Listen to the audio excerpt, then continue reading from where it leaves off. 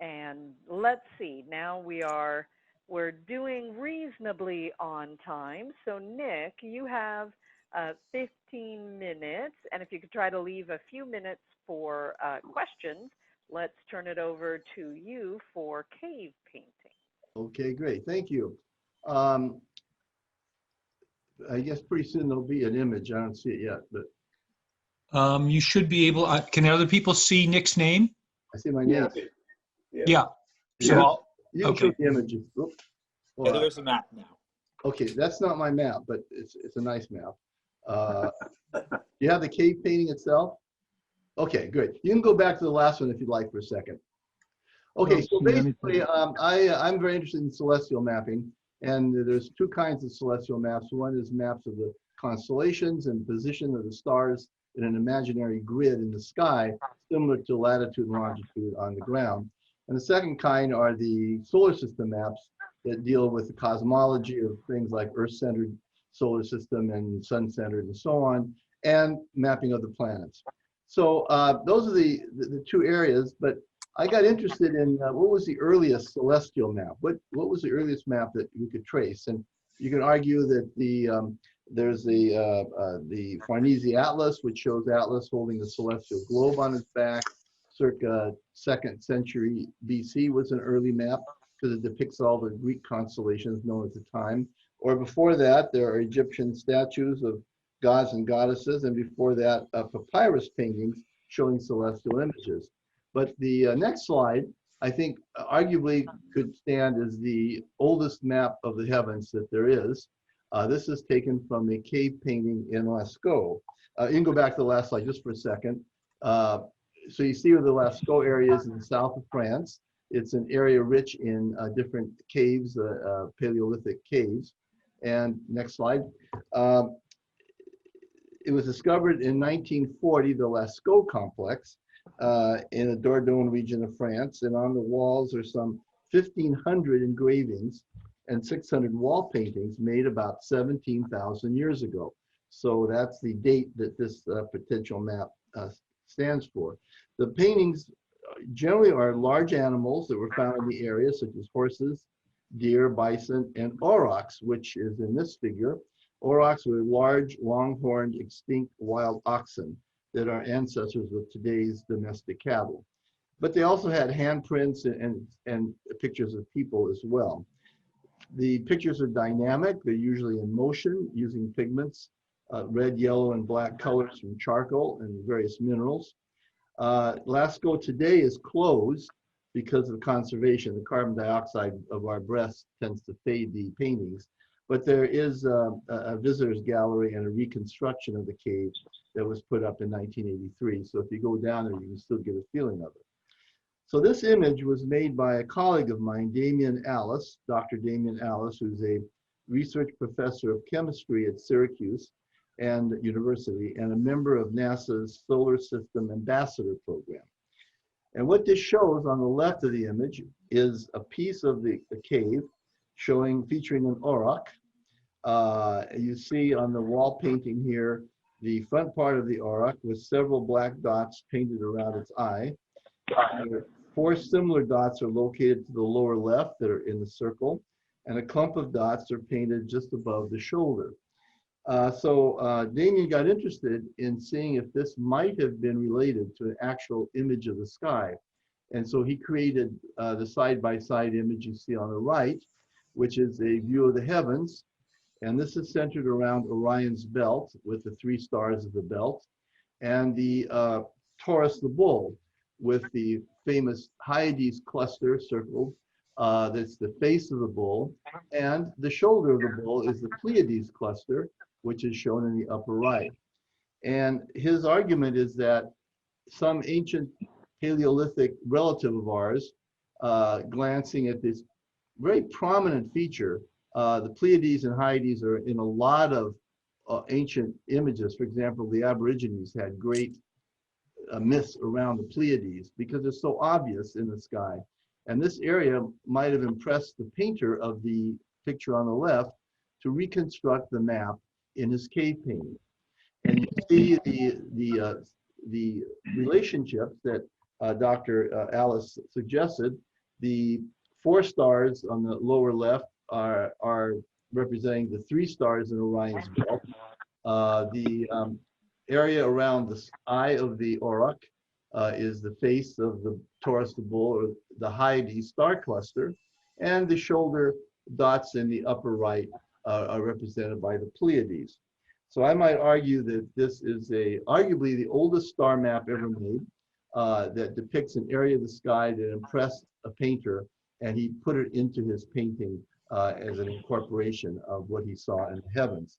I might mention an interesting situation that the auroch, being a bovine animal, it's interesting that this area of the sky was later interpreted by the Sumerians and the Greeks as a bull.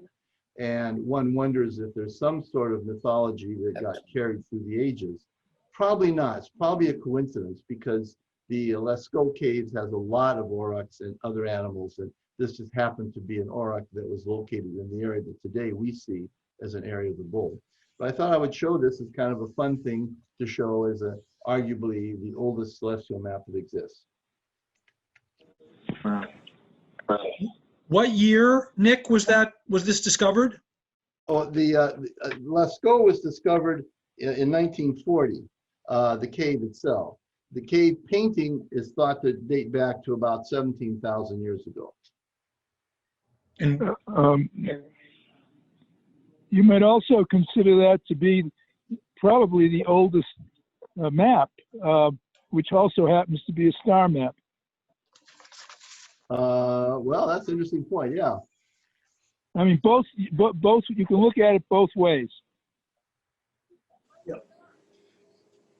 Nick, was there any explanation about the Pleiades complex? And if you look at it, it's tilted like at 90 degrees relative to the others. I'm not aware of that necessarily being an issue, except that, you know, I mean, these are primitive paintings, and it might be that he just put the dots up from memory, and that was the way it was oriented on the painting itself. Of course, you know, there have been a lot of people who have found images in these cave paintings that represent things as like a small little philosophical area where people interpret all kinds of things. This one in particular, I think, is one of the best examples of a relationship between the heavens and a cave painting that's pretty interesting to see. It could have been chance, but it's just an interesting sort of analogy comparing the two. Maybe it's related to the same kind of artistic license used by emphasizing UCLA instead of USC. Maybe so, or maybe this particular artist of the cave painting was an abstract painter, and he added his own interpretation. Ahead of his or her time. Ahead of his time. Yeah, this oryx looks pretty realistic to me. Yeah. Yeah. Very good. It's very interesting. The caves are very interesting because the animals are pretty realistic, and they're done one over another often because they were done in different time periods, and they couldn't erase them. But the spooky ones are the hands. Some of these early cave painters would do a stenciling outline of their hand, and you see human handprints all over the place that are really kind of spooky to think of somebody. That's actually somebody's hand that was represented on the wall in paint. So Nick, this is Ron. If the dots on the oryx's head really represent Hyades, why would they be on the head rather than up in the sky? Well,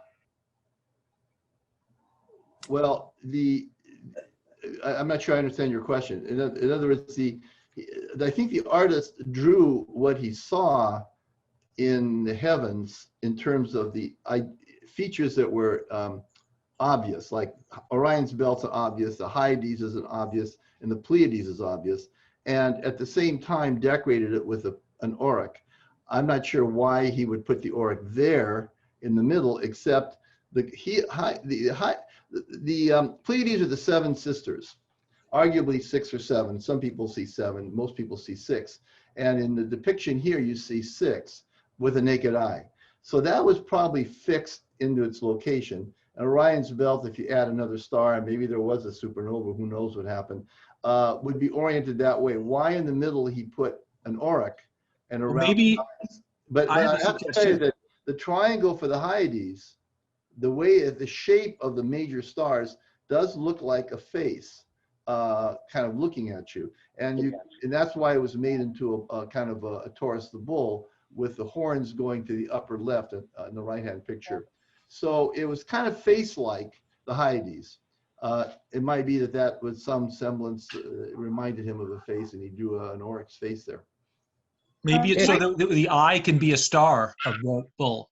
Well, there is a bright star right there in the cluster, and you see that the eye is about the right orientation for the bright star that's right adjacent to the Hyades.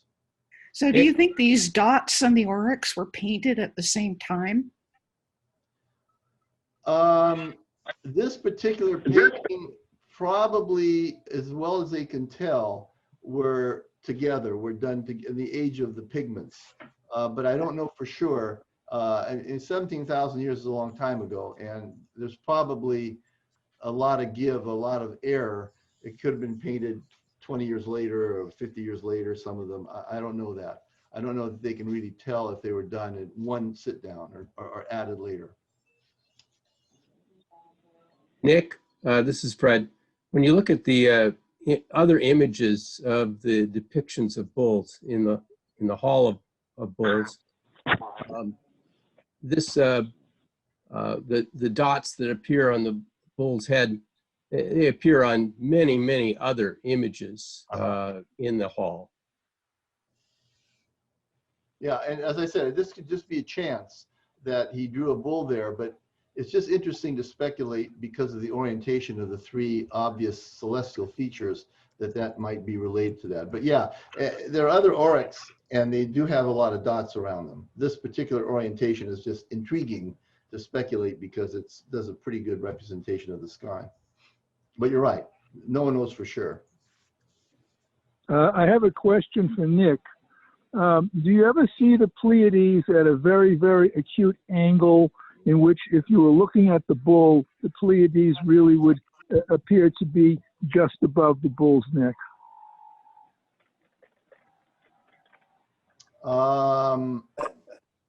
Probably, the orientation is probably fairly consistent. I mean, you go in the southern hemisphere, things get flipped. But the Pleiades come up the same time every year. And so unlike the planet, they tend to be in the same relative orientation, so that I see. on the right is pretty constant. I mean, I guess it's possible to turn your head or something and the orientation changes, but this particular slant is kind of the way the sky is oriented. Now, I will say, and I don't know the answer to this, stars move. And 17,000 years ago, some of the stars, the stars are three-dimensional. We're seeing the stars through a three-dimensional lens, and some of the stars we're seeing are much closer to us than other stars, even though they're in a line. So it might have been some shifting 17,000 years ago that made things slightly different, and perhaps they were oriented a little different, or maybe the Pleiades were oriented different. I don't really know the answer to that, but it's possible. Well, thank you, Nick. I, of course, I always enjoy the space-based stuff, and so then I looked at the time and went, oh. So thank you very much. That's a great example of how kind of a single slide, so to speak, can have a lot of information. Thanks, Nick. Okay, so